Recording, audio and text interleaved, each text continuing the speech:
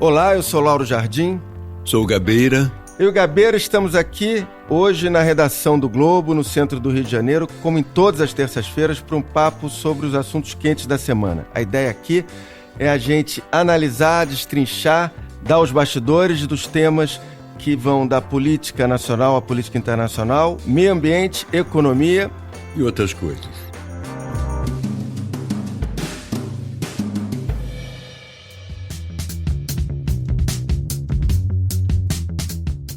Lauro Gabeira está disponível a partir das 5h30 da tarde, das terças-feiras, no site do Globo, no Spotify, no iTunes ou na sua plataforma preferida de áudio. A gente vai conversar hoje sobre 3 assuntos. A indicação do filme Democracia em Vertigem, da cineasta brasileira Petra Costa, a indicação para o Oscar do melhor documentário do ano. O processo de impeachment da presidente Dilma Rousseff, visto pelos olhos da cineasta Petra Costa. Democracia em Vertigem concorre na categoria documentário. É o único filme brasileiro na disputa por uma estatueta. A gente vai falar também dessa nova etapa do conflito Estados Unidos e Irã, em que 2 acontecimentos marcaram os últimos dias da crise. O reconhecimento pelo governo iraniano de que abateu um jato da Ucrânia, matando 176 pessoas, e a volta dos protestos de rua contra o governo iraniano. E a gente vai discutir também a ideia do presidente Jair Bolsonaro de subsidiar a conta de luz para os templos religiosos. Aliás, mais que uma ideia, o Bolsonaro já pediu que o Ministério das Minas e Energia elaborasse um decreto nesse sentido. Se trata, na verdade, de mais um capítulo de um namoro que vem de longe de Bolsonaro com os evangélicos, ou, mais de longe ainda, da política brasileira, da esquerda à direita, com os evangélicos. Agora, antes disso tudo, como eu faço sempre em todos os episódios, eu vou pedir para o Gabeira contar para onde ele viajou. Ele viajou, eu já vou adiantando aqui, para um cemitério cearense. Isso. Que viagem foi essa, Gabeira? É um cemitério na praia da Pedra Comprida, que pertence à cidade de Amontada, no Ceará. É um cemitério muito bonito, mas que foi construído à beira-mar, que hoje as ondas começam a ameaçá-lo, entende? Ele é um ponto turístico impressionante na região e rendeu realmente um belo trabalho em termos de imagens e de conversa, porque esse cemitério é um ponto turístico tão importante que eu vi até engarrafamento de bugre para poder ver o cemitério. E a minha ideia é o seguinte, que são poucos lugares do Brasil onde os mortos podem ajudar os vivos. E lá eles podem. E você? No fim de semana eu publiquei uma nota curiosa dando detalhes da chegada do ex-presidente da Nissan, Carlos Ghosn, a Beirute, depois da fuga rocambolesca que ele empreendeu desde o Japão, desde Tóquio.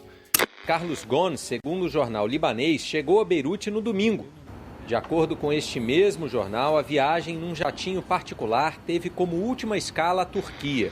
Que dá bem a medida de como pouquíssimas pessoas sabiam, a gente até hoje não sabe quem, sabiam dos planos de fuga. Ele, assim que chegou em Beirute, ele passou via WhatsApp uma mensagem para uma das irmãs dele dizendo que tinha saído do Japão e chegado em Beirute. Só que a irmã dele, que tinha o telefone dele, que teve que deixar em Tóquio, achou que aquilo era um trote e, bloqueou o sujeito que passou, que era, na verdade, o irmão dela. Ele também, em seguida, aí ele pegou o telefone e ligou para o advogado dele em Tóquio, que não sabia da fuga, e contou o que tinha acontecido. E o advogado, ainda meio aturdido, atônito, perguntou, mas você volta aqui para Tóquio? Ou seja, o sujeito não tinha entendido nada ainda que era uma fuga. Isso é só para deixar claro ali que pouquíssimas pessoas realmente sabiam desse plano dele de fuga, que foi uma fuga bem realizada. Muito bem realizada. O jornal americano The Wall Street Journal publicou fotos de uma caixa de equipamentos de som na qual Ghosn teria se escondido e embarcado no avião. A caixa tinha furos na parte de baixo para permitir a respiração. Se ele deixar o ramo de automóveis, ele pode entrar no de fugas. Ou de ajudar no roteiro de um filme, né? Construir roteiros de filmes de aventura. Vamos agora, Gabeira, falar dessa indicação que saiu na segunda-feira da Academia de Hollywood, do filme Democracia em Vertigem, um filme com uma visão à esquerda do processo que levou ao impeachment da presidente Dilma. Uma presidente destituída, um presidente preso. A nossa democracia está desmoronando. E a gente viu as redes sociais desde o primeiro momento já se incendiando e a polarização brasileira ficou mais forte do que nunca. Filme brasileiro no Oscar, presidente. Você viu, gostou? Ficção. Isso. Para quem gosta do que o urubu come, é um bom filme. Você chegou a assistir ou não? É um PDT de uma porcaria dessa. Antes de passar a palavra para você, eu vou dizer que o mais curioso de tudo isso é ver que a esquerda, nesse momento, ficou ali colocando Hollywood como grande juiz e termômetro de tudo, né? Que é perigoso. Mas eu me lembro, quando o Que Isso, Companheiro foi indicado para o Oscar de filme estrangeiro, não havia esse tipo ainda de polarização, não havia esse tipo de discussão. Esse filme, ele traz a discussão porque, na verdade, representa uma versão dos acontecimentos no Brasil. É uma versão bem construída, no sentido de que ela soube muito bem associar o destino pessoal dela como narradora Sim. ao desenvolvimento da política no Brasil. Eu e a democracia brasileira temos quase a mesma idade. Eu achava que nos nossos 30 e poucos anos estaríamos pisando em terra firme. Ela teve acesso a imagens que são imagens de bastidores do PT, conviveu internamente ali com o PT. O Lula franqueou acesso a momentos finais dele como presidente, pouco momentos antes dele passar a faixa presidencial para Dilma. Então ela teve acesso a esses momentos de bastidores que realmente o filme, nesse sentido, então, é um documento histórico riquíssimo. Exato, e é a visão do PT. Apresenta mais a visão do PT. Você olha o filme com atenção, com interesse, porque ele é construído para te manter o interesse, mas você em cada momento você diz, mas não foi bem assim, mas não é bem assim, não é exatamente isso. Mas não importa, para Hollywood o que importou é que um filme que os convenceu foi bem construído. O que realmente fica delicado é a maneira como a esquerda comemorou, dizendo, agora sim a verdade foi desenterrada.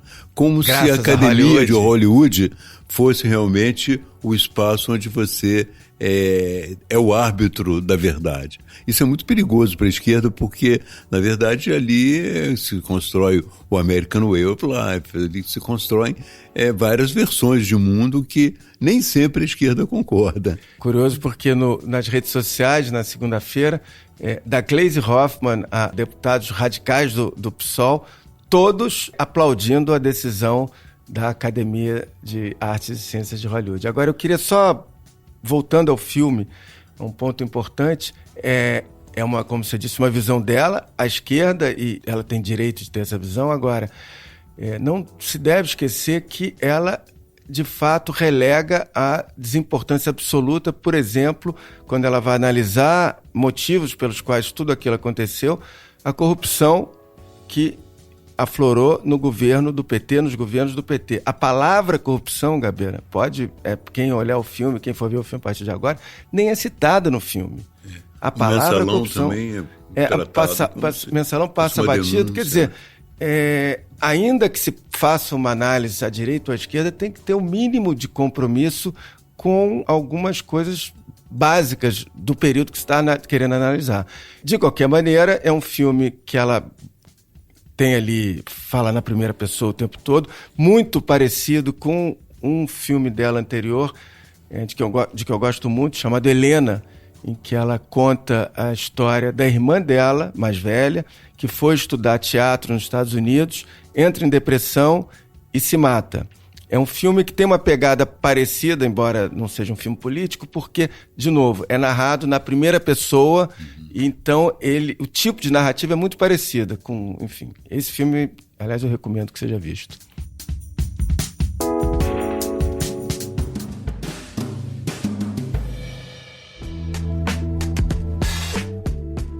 A gente já esteve no Oriente Médio aqui falando do Carlos Ghosn, vamos voltar para o Oriente Médio, que a crise lá que explodiu não tem data para acabar.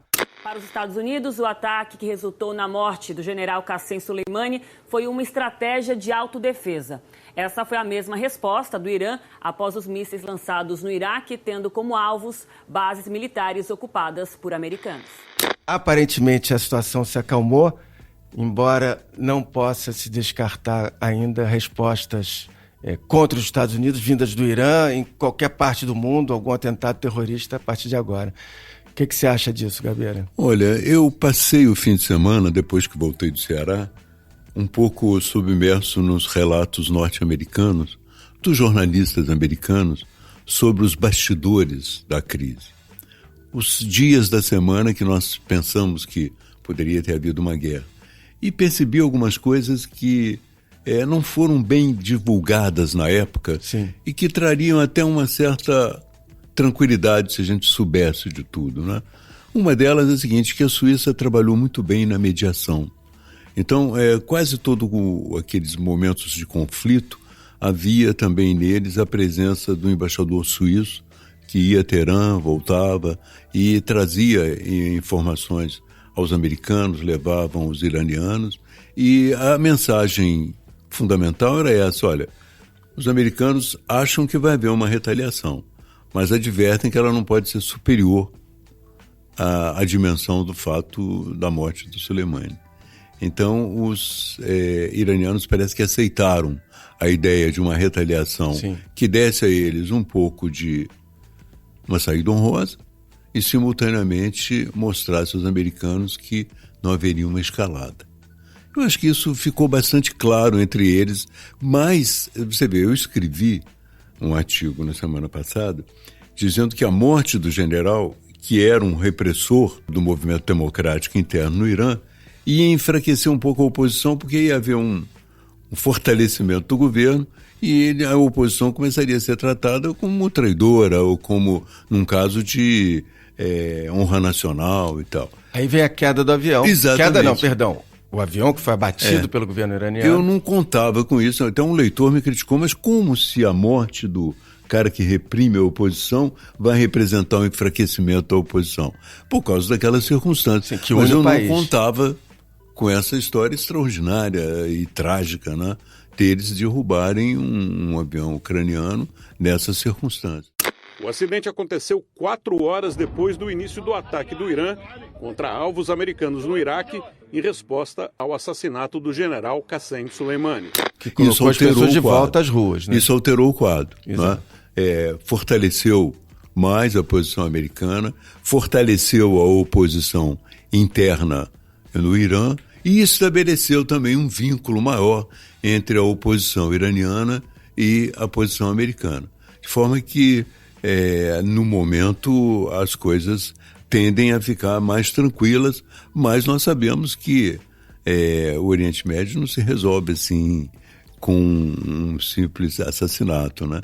E eu percebi também uma discussão muito interessante nos Estados Unidos sobre os bastidores da inteligência que levou ao fato, né? Os caras apresentaram um relato dizendo que Soleimani estava preparando atentados que representavam um perigo iminente. Mas essa expressão iminente, entende, ficou no ar. A gente não, mas não era isso. Representava um perigo, mas não era urgente. Mas, na verdade, mais do que isso, o presidente Trump, ele disse em entrevista, logo depois do ataque do dia 3, do assassinato do dia 3, que a inteligência americana tinha provas de que Soleimani estava preparando um ataque iminente. Soleimani was plotting imminent and sinister attacks on American diplomats and military personnel, but we caught him in the act and terminated him. Dias depois, ele complementa, ele diz que teriam ataques a 4 embaixadas americanas. E depois, mas aí depois vem alguns funcionários, dirigentes do Departamento de Defesa americano e falam sobre condição de anonimato ao Washington Post, que na verdade eles não tinham provas de nada. Ou seja, e ontem, segunda-feira, o Trump diz o seguinte, que não importa se tinha ameaça iminente ou não. Quer dizer, na verdade isso você retorna a uma situação que já ocorreu outras vezes de presidentes americanos republicanos, que ao empreender ataques no exterior, eles mentem. No caso do Trump, pela primeira vez, ele mente e depois se desmente sem problema nenhum. Quer dizer, eles estão evoluindo nesse ponto. Foi evoluindo, claro. O Iraque iniciou esse processo, né? Exato. Mas no caso do Trump é de uma cara de pau. Armas químicas, né? Exato. No Trump, ele em uma semana, ele vai dizendo que tem provas, depois ele diz que não tem provas, não importa. É grave isso. É um pouco parecido com a fábula do lobo e do cordeiro, né? Não foi você, mas foi o seu primo, então vamos lá. Inclusive, no depoimento, eu li o depoimento do Pompeu e de outros funcionários no Congresso, eles se recusaram a dizer qual era o perigo que o general representava. Sim. Enquanto eles estavam recusando ao Congresso dar essa informação, sob o argumento de que era um tema de segurança nacional, o Trump estava na televisão dizendo não, foram 4 embaixadas que eles queriam. Exatamente. Quer dizer, não há articulação, tiveram que desmentir o Trump. Né?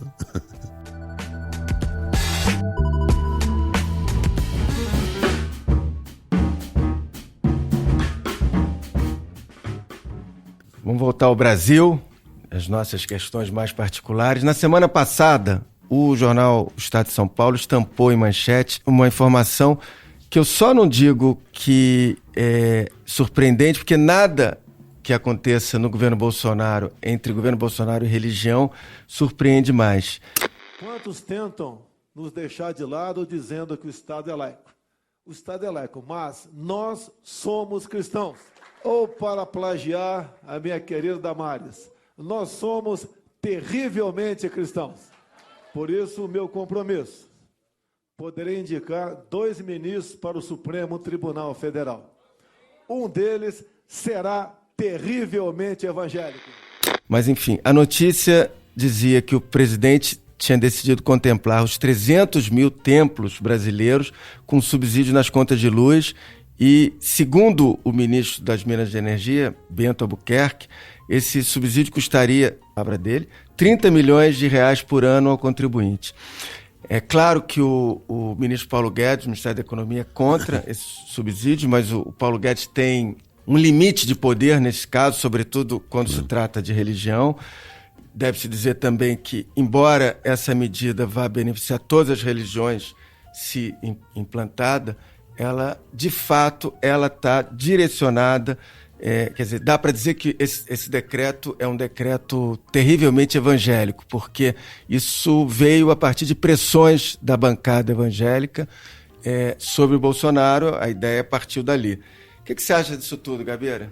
Olha, eu acho mais ou menos o mesmo que você indiretamente encaminhou, né? É uma decisão política voltada para agradar os evangélicos. Inicia também a estratégia das eleições, a busca da conquista dos evangélicos para as eleições de 2020.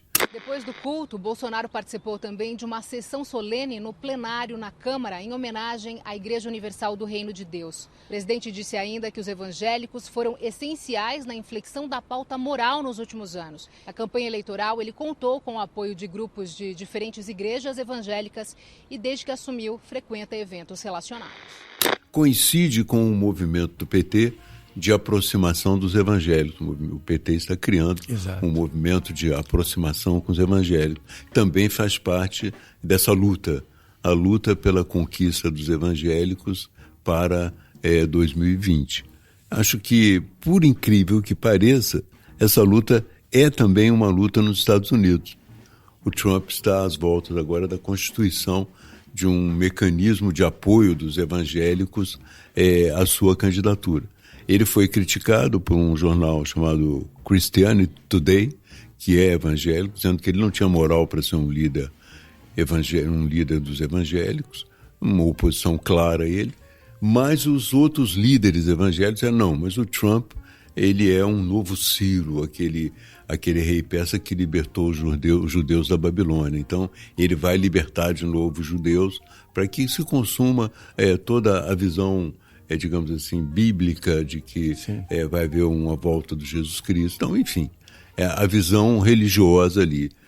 Aqui no Brasil, eu tive como parlamentar a oportunidade de trabalhar com os evangélicos e acho que o que há é uma vontade muito de agradá-los naquilo que eles pedem e pronto. Não há uma tentativa de negociação. Por exemplo, a gente conversou muito com os evangélicos num determinado momento sobre a legislação sobre silêncio, a lei do silêncio, que eles se incomodavam muito. Naquele momento, era possível até uma negociação em termos de subsídio de material acústico, porque era um jogo de ganha-ganha, quer dizer, você ajudava a proteger os sons da igreja, a sociedade ficava mais tranquila. Eu até brinquei com um deles, falei, poxa, eu sei que vocês querem ir para o céu, mas não precisa mandar gente para o inferno com tanto barulho, né? Mas como é que era o diálogo, por exemplo, em assuntos de costumes? O assunto de costumes era mais difícil. Diálogo mais difícil. Era um diálogo mais difícil, mas nunca foi hostil, não é? É sempre... Porque você tem que partir do princípio, pelo menos eu partia naquele momento, do respeito às posições da pessoa, né? Os evangélicos têm uma posição que é ancorada numa visão de mundo. Então, se você desrespeita a visão de mundo que está na base dessa posição, é muito ruim. Havia possibilidade de diálogo, mas não chegou a haver nenhum confronto. Na verdade, os confrontos se davam mais duramente a partir de algumas pessoas, como o Bolsonaro, por exemplo. O Bolsonaro buscava nessas situações alguma radicalidade, sobretudo se ele visse a Maria do Rosário, o João Willis e uma câmera, então estava feita a cena. Agora em Brasília, 12:20, você acompanha Comissão Geral destinada a debater a violência contra a mulher. Os trabalhos estão sendo presididos pela deputada Maria do Rosário, do PT do Rio Grande do Sul. E nesse momento há um certo tumulto dentro do plenário por conta de uma tentativa de se manifestar ao microfone do deputado Jair Bolsonaro, do PSC do Rio de Janeiro. Inconformado com o que foi dito agora há pouco por uma representante da OAB Nacional. Agora, Gabeira, deixa eu voltar um pouquinho no tempo. Esse namoro do Bolsonaro com os evangélicos, na verdade, é um namoro de políticos com evangélicos que vem mais lá de trás.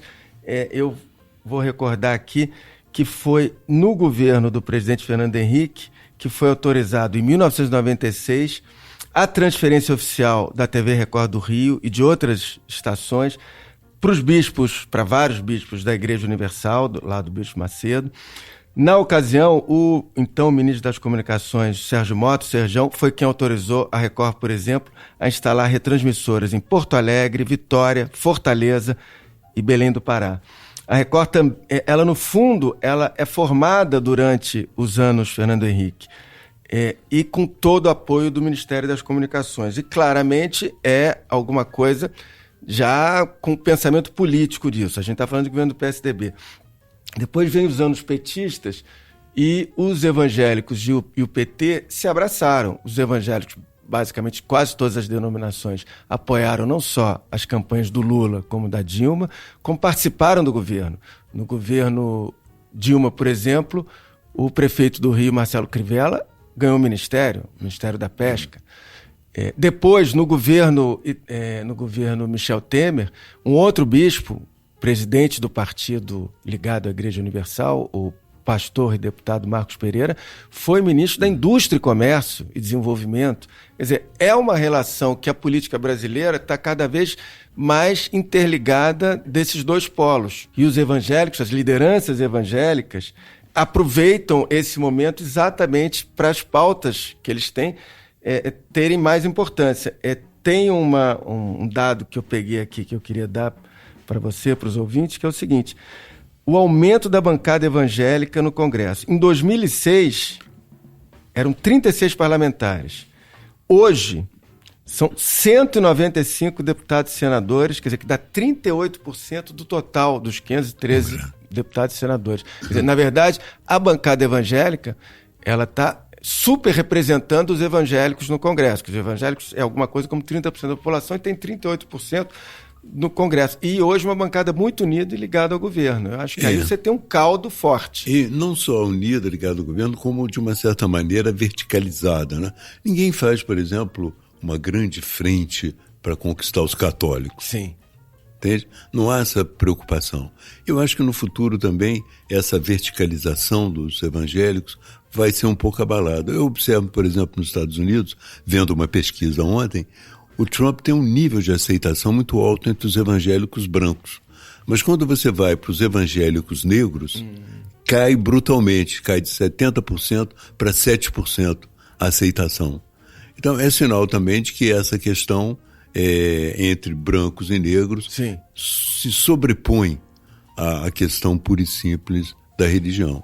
Assim como aqui no Brasil também já começa a haver entre os evangélicos e o próprio governo algum ponto de discordância, por exemplo, na política de armas. Eles não têm uma política de armas coincidente com a política do Bolsonaro. Então, muito possivelmente, no futuro, você não vai se dirigir aos evangélicos. Você vai se dirigir às pessoas que acreditam em certas ideias que podem ser desenvolvidas. Mas isso aí leva um pouco de tempo.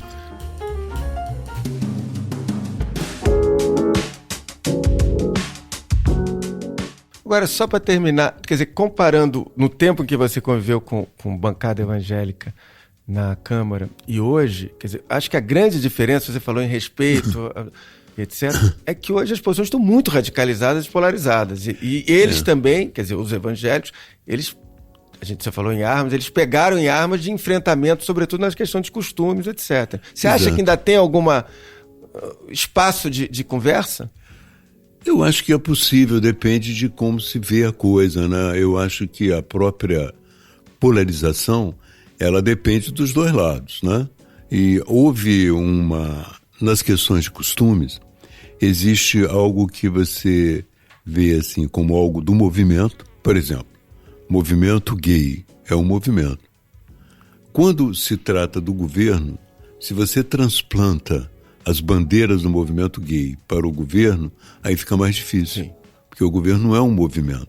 Então, como o PT não tinha uma preparação específica sobre esses temas, na verdade, eles foram agregados pelo movimento, o movimento passou a representar.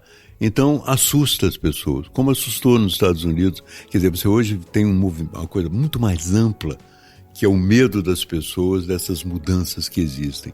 Não só no campo dos costumes, mas principalmente no campo dos costumes. As pessoas começam a duvidar, entende? Começam a duvidar dos intelectuais, começam a duvidar da imprensa, começam a duvidar da ciência. Sim. Então hoje você tem um movimento que nega o aquecimento global, entende? Que é contra a vacina e que chega num momento até que diz que a Terra é plana. Então tudo isso é reflexo também de um certo medo que foi e de um avanço da globalização que foi mal trabalhado nesse campo, entende? É muito difícil a questão que você coloca, mas eu acho possível trabalhar na base do ganha-ganha. Bom, está terminando o Lauro Gabeira de hoje. A gente fica por aqui. O Lauro Gabeira, eu vou repetir, está disponível a partir das 5h30 da tarde, das terças-feiras, no site do Globo, no Spotify, no iTunes ou na sua plataforma preferida de podcast. Esse episódio teve a captação de áudio de Maurício Belli, edição de Vitor Carvalho e Fernanda Pontes. Na terça-feira que vem, a gente está de volta. Se Deus quiser. É isso.